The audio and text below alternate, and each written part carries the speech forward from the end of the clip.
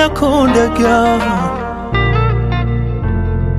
nubwo urwo rukundo rutakiriho ntibivuze yuko mu buzima bwanjye wavuyemo hari byinshi mbona bikunyibutsa nkabura aho ngana umva nako urabona. J'ai une question à te poser, écoute-moi Anna.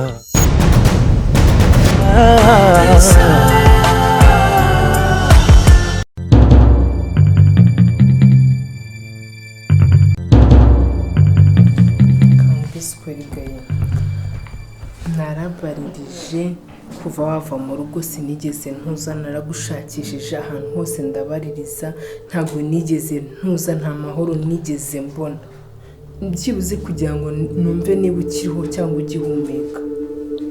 Umushuti wanjye ubwe niwe twiganye kera, niwe twahuye amarocation yaho ukorera, ndabaririza ntaho nari nzi, ndabaririza paka menya ko ukorera hano, ndaza nkugeraho.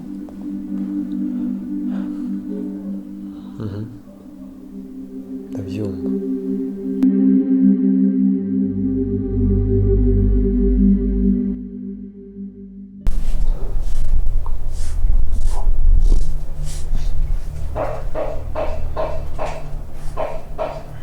Imana ni nziza. Tutumye ubumenyi. Udasekeye. Uzi umwana mwiza. Muri iki gihe biratangaje kubona umukobwa mwiza ugaragara neza inyuma, no mu mutima w'umwana mwiza. Ntabwo ari cyane cyane kandi rega nawe muri abana beza cyane cyane barasura bizi n'inshuti yanjye. Bimwe byose nkora mbikora kuko nawe n'umwana mwiza urabizi. Nyine nta mpamvu n'imwe yatuma ntamufasha kuko ni inshuti yanjye. Nukuri pe niko namenye ko gukorera hano nyine ndaza ndahagera, kandi genda kwinginze utwihanganire ku bintu byose byabaye, ukuntu wavuye mu rugo, ukuri kw'Imana n'imbere y'Imana, Imana ibyumvigaye. Narwanye urugamba rukomeye, narwanye intambara nyinshi kugira ndebe ko haguma muri rwa rugo biranga pe. Nukuri kw'Imana nta ruhare twabigizemo, kari agakobwa kari gahari karumuna kavanira byose niko nyirabayazana. Vanessa, ubona ndi ikigoryi mu mutwe, mva mbanze mbwira ikintu kimwe. Ese naba ndi inshuti cyangwa mumfata nk'umuvandimwe bakansohora kurira muri ririya rugo, ntimwifuze no kumenya iherezo ryanjye, ntimunavuge ngo ese umuntu utareba agiye he, nimunankurikirane. Ngaho nawe ushyira mu gaciro. Urugero, naba ndi musaza wawe tuvukana, nkasohorwa kuriya mundeba mukanyihorera, katuvuge ko bansohoye mutabigizemo uruhare. Iyo uza kuba uri umuntu ufite umutima, wowe wari kuza. Rero byandenze kumutwitaho ukagemurira mama. Mba ngomba kubikora kare, harya sinakubwiye ukuntu njye numva neza twahuye. Vanessa yaje nyine mu masengesho, arapfukama nyine ari gusenga, ari kurira nyine ubona ababaye. Sha nyine numva twakabaye turi inshuti kuko nyine nabonye ari umukobwa mwiza nyine ntabwo yagira inshuti. Numva nyine n'ahantu twahuriye harejejwe, ubwo rero nta mpamvu nyine mfite yatuma ntamufasha pe. Njya ntangazwa n'abantu bakivuga ngo nta beza bakibaho, nta bantu ngo beza bakibaho, ngo bagire umutima mwiza, bafite umutima wa kimuntu. Ariko rero turi ku mahanga. Erega kiri buriya hari ibintu abantu bibeshyaho, muri ubu buzima tuba turi abagenzi. Isaha n'isaha nyine wagira subiza se, uyu munsi uba uri muzima gusa ejo wapfa. Rero mu gihe ufite uba ugomba kugikoresha neza nyine, ukabona neza n'abantu, ukabaho neza nyine nta wamenya. Ariko ugakora ishyaka ugakurikirana ukavuga ngo basi ndebe, ariko umuntu ari ikigoryi. Nukuri gaye nakomeje gukurikirana amakuru yawe. Cyakoze narababonye pe, narababonye kandi byarambabaje. Iyaba wari uzi ubuzima nanyuzemo nyuma ya hariya, iyaba wari uzi. Gaye nukuri tubabariye ku byabaye byose. byose twebwe nta ruhare twigeze tubigiramo. ahubwo se wambabariye ko mfite ibintu by'abandi ndi gukora kandi ngomba gutanga mu kanya. Si ngomba gutanga mu kanya saa saba kandi ngo ni umuntu utwanye komande ngomba kwimbabarira kunyicira akazi. Uzaze ngufitiye appointment mbere wayinyatse ko kuza gutyo nunguye mfite ibintu ndi gukora nakora ibyo mbabarira, sibyo? Uzaze twaza kuvugana niba ari ikintu ushaka nkaguha appointment twaza next Friday cyangwa se next week. Please ngabo usohotse banze igira ibintu nkora.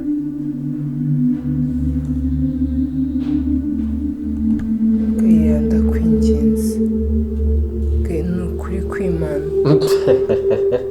ariko ngo iki ni ukuri kw'Imana ntabwo nigeze nsinzira maze kuva muri ya rugo. Nakomeje gushakisha amakuru yawe, nakomeje gukurikirana amakuru yawe, nkugezeho bingoye bimvunye, ntako nagize mu mbaraga nari mfite gaye. none urashaka iki? Nashakaga nyine ko watubabarira ku byabaye byose tugakomeza ubuzima busanzwe. Okay, numvise ngaho ugenda mbanze nkora, sibyo? Mfite ibintu by'abandi ngomba gukora, mbabarira ibintu by'abandi mbanze mbikora kuko iki kiganiro ntabwo cyarangira. Mbabarira uzaze next week, sibyo? kandi nzi ko wumvise. Umugore uzi umutima mwiza ukagumana kuko yumve ko numva kigiye kuramutsa urugendo rw'amukaya w'umutima. nta kibazo mfite. Vanessa, please mbabarira usohoke. Mfite ibintu by'abandi ngomba gukora. Nta nubwo boss ubu ngubu aramutse aje agasanga wicaye ndi mu kazi yavuga se ko ubundi uri mu byanga. Gukora byatuma udatega umuntu amatwi. Noneho sinsohoka ntakubwiye icyanzanye, ntakubwiye icyo nshaka kukubwira. Vanessa, get out. Ndasubiramo inshuro ebyiri zonyine. Sinsohoka ntakubwiye icyanzanye. Vanessa, boss aramutse aje agasanga wicaye hano ntabwo uri umwe mu bakiriya dukorana. Yagira ashobora no kugira ngo uri umuvandimwe wacu akagira ngo waje kuntesha akazi. Mbabarira usohoke, mbabarira usohoke. Boss nagakunda akazi muri biro ye. Reba dokima zose hano mfite, reba hano byose ndabirangiza. Reba hano byose ndabirangiza. Ni ibintu by'abandi ngomba gutanga. Mbabarira usohoke, mbabarira usohoke, mbabarira usohoke. Vanessa, ndabara inshuro 3 zonyine. Nuba utarasohoka uhita ubona ubundi. Tuzi kuko sinsohoka ntakubwiye icyanzanye. Ikiza nuko wantega amatwi. Vanessa, get out. 1. Vanessa, get out. 2. Vanessa. Get out. Vanessa, Vanessa. Vanessa, Vanessa, Vanessa. Vanessa, Vanessa,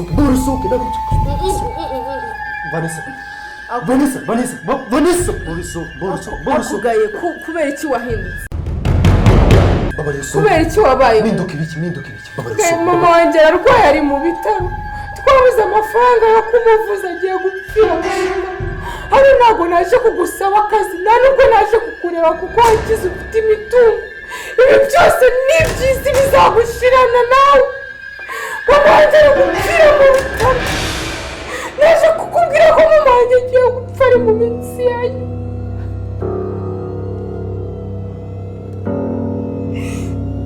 Vanessa, uvuze ngo Mama wanjye ari muri Dubai. uvuze ngo Twakoresheje imitungo, imiryango yose yanze kudufasha. Mama wanjye agiye gupfa, nicyo cyanzanye ngo nyikubwire. Njye ntabwo naje hano kugusaba akazi ubimenye, nta nubwo naje kubera imitungo ufite.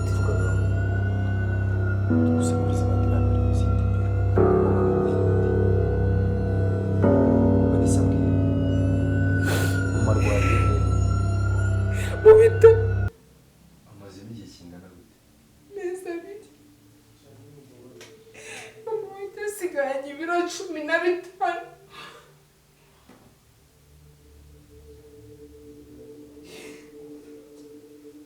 Byibuze nta n'ubu kwibuka neza mama wanjye. nta kibazo mfite.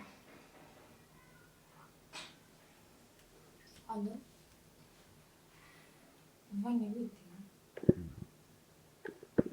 ameze ate se kwa muganga? Ntabwo ameze neza.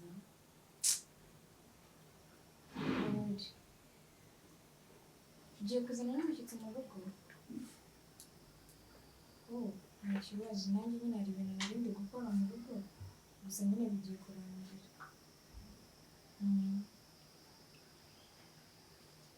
Nta kibazo ngaho banguka nyine ndagutegereje, urambwira neza nyine ko bimeze ugeze mu rugo. Sawa.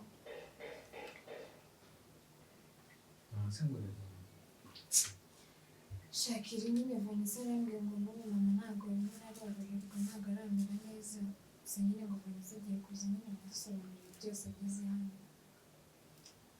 Nzafashe mu make aho baradukundaga cyane bari kutuganiriza, agutoragura ku muhanda ugiye nko kuhaborera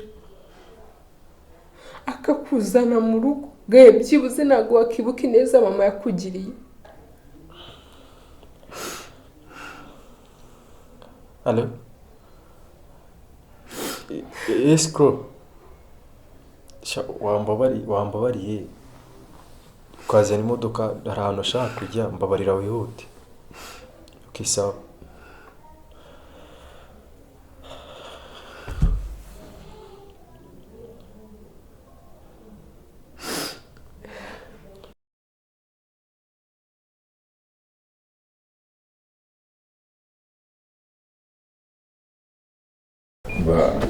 Bakere nuko bibaye mama wawe none namana kugwa amafaranga Namana. akujya ubona mbana nakubwiye kuva kera kare.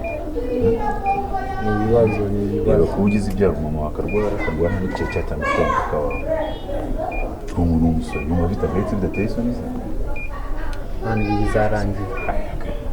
bizarangira mbona akazi. Bizarangira ryari se umva bitazarangira uri ikibwa uri ikintu igisenze gerekira aho ngaho kigisenze gusa. Yo mutipo nkawe ndabona kwe. Ushaka kumuventa mukoto. Numva ari hano nguze dora abagabo jawubaha abantu bakuru bakugira inama buryo. Yego urashaka akazi keza k'umugabo kameze gutyo neza ntabwo byakazi. Abise mu gihe kataraza. Chapa kazi akabonetse ko ariko kose uko. Ibindi baniyera. Uyaranje.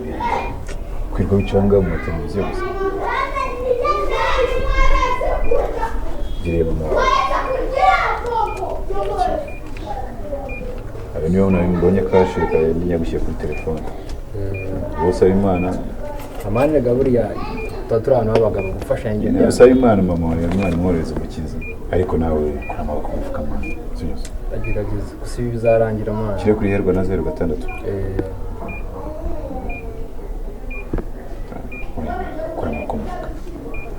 Kora amaboko mufuka bebe. Shaka amafaranga. Kwirangana. Kandi ejo bundi nguhamagara ngo mbonyikira kariya cya make rero ikibazo ntabwo ifata mwana bakambira umwana kiye sakaza nkoresha umutwe mwana bose abayede bana batwe bakoresha amaguru gusa ariko bizarangira tu bizarangira ariko nawe ndi kubigenza mwana mfite ibitekerezo mfite ukuntu ngenda mutanga ikibazo imyaka ibaye ibiri mbwira gutyo mfite ibitekerezo yitereyemo ibibazo byo mu rugo nyine bigomba kuza rega niwo mugabo akarwara kandi ibintu byose mugomba kubyitaho nyine uzabyitaho ute umugabo udafite amafaranga kimwe ibibazo we umugabo nta mafaranga bro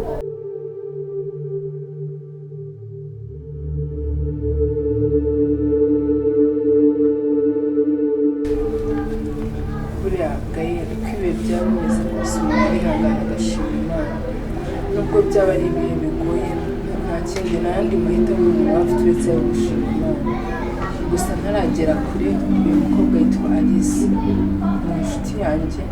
inshuti yanjye magara twahuriye hano mu masengesho ni umukobwa mwiza yubaha Imana Alice akunda abantu byakugora kubona inshuti muri iki gihe imeze nka Alice byambaye hafi nta nubwo tukiri inshuti byarenze ubushuti dusigaye tumeze nk'abavandimwe kuko iyo mfite ikibazo nkavuga ngiye kubwira Alice ngiye gufata telefone yamamagaye akambaza Vanessa umeze neza ikibazo cyanjye kimenya ntarakimubwira urumva rero kubona inshuti nk'iyo ni ibintu bigoranye cyane so ni inshuti yanjye rero mumufate nka mushiki wanyu ntimugire ngo ni umushyitsi ngo mwitwararike uyu nguyu hano ni mu rugo. Alice umva uwo mwana mwiza nanjye nitwa Gaël nanjye ni inshuti ya ba Vanessa tumeze nk'umuryango so rero nguhaye ikaze. Murakoze cyane kuva aho kongera kandi nsubiye mu gikari mbe nkora bya bintu nakoraga nyine nyuma yo muganira nta kibazo yego.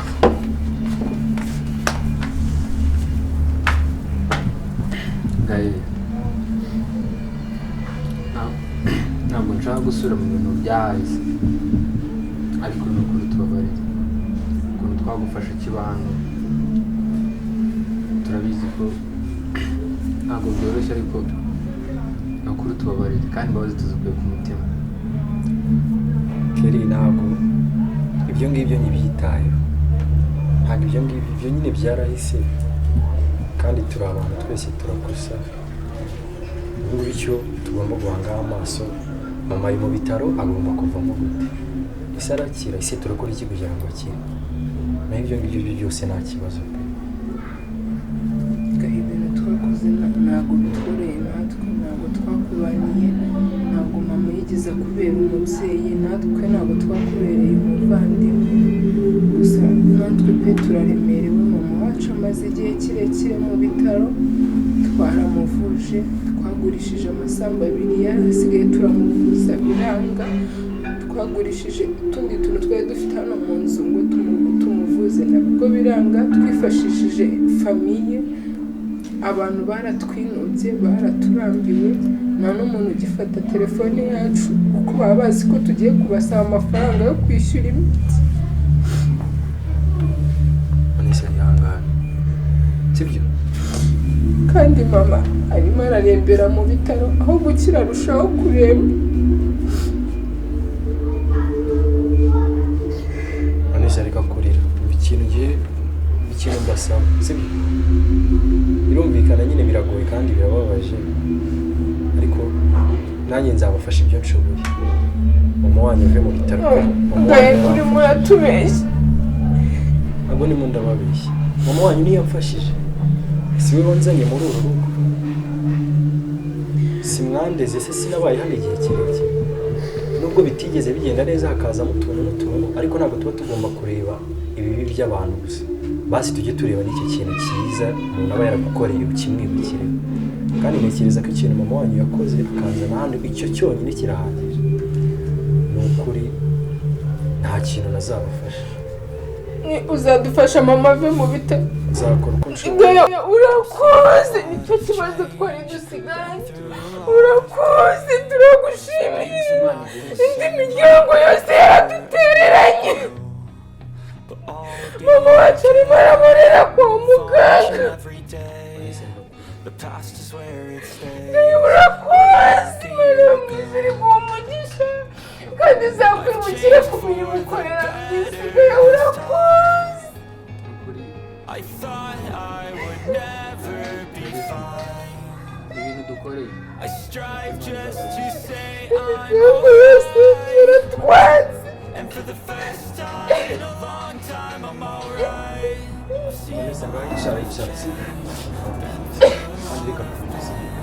Kurira mama wanyu araza kumera neza sibyo? Uzadufasha kwishyura imiti. Nzabafasha mama wanyu ave mu bitaro mu bushobozi. Urakoze Imana iguha umugisha kandi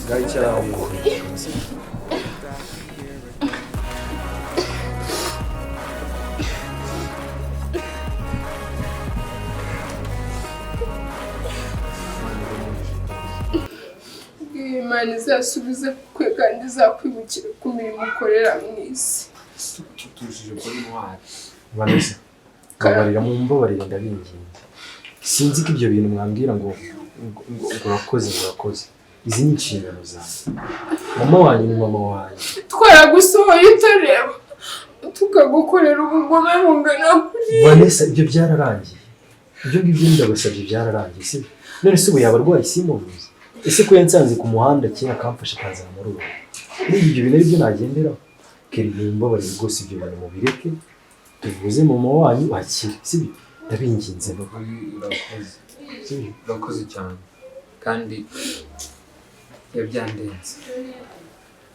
sawa reka nzi igikari gato Vanessa kandi ureke kureba sibyo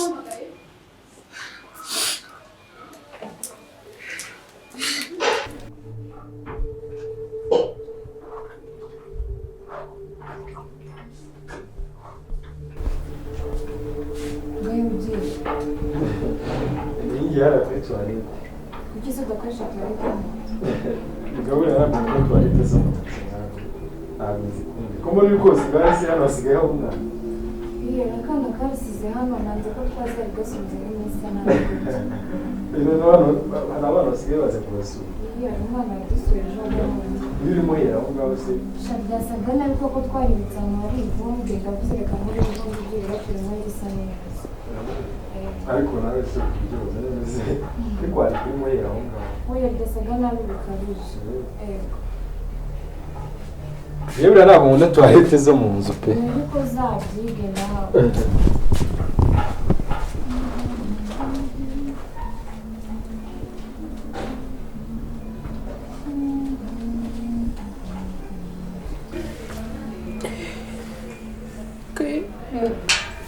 Kelly turi inyamaswa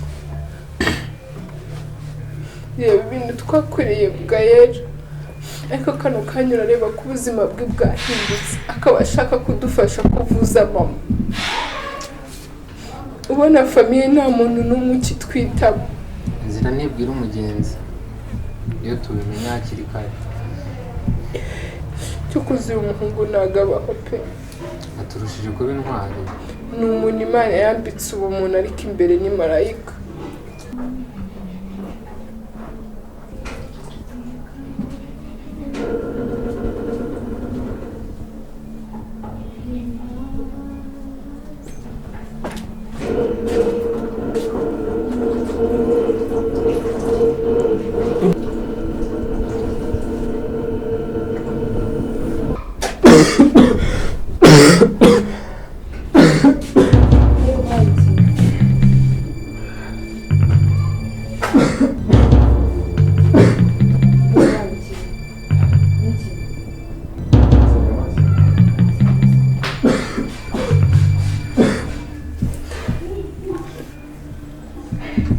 muganga arampamagaye Umuganga. uri gukurikirana mama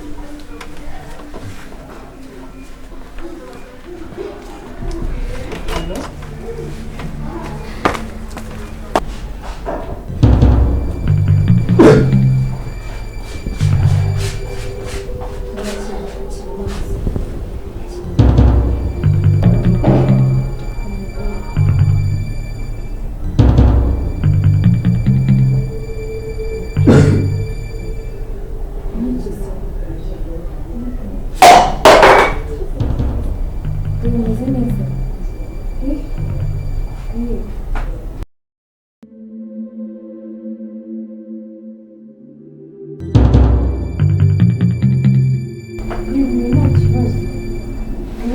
nta kibazo nta kibazo nta kibazo ngaze nakufasha izi neza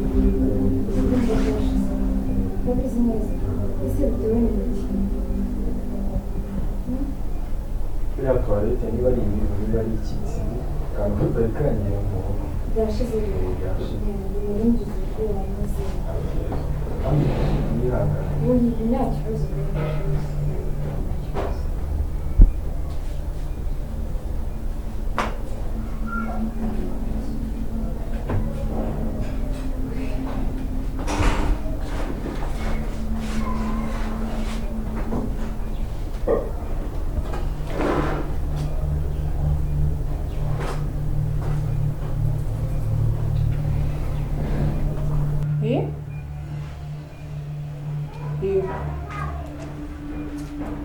mu gukimuka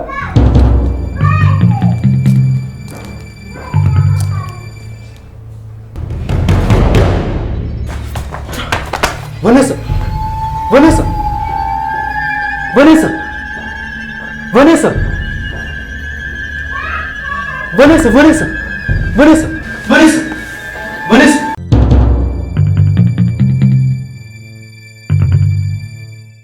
Vanessa, Vanessa, Vanessa, Vanessa.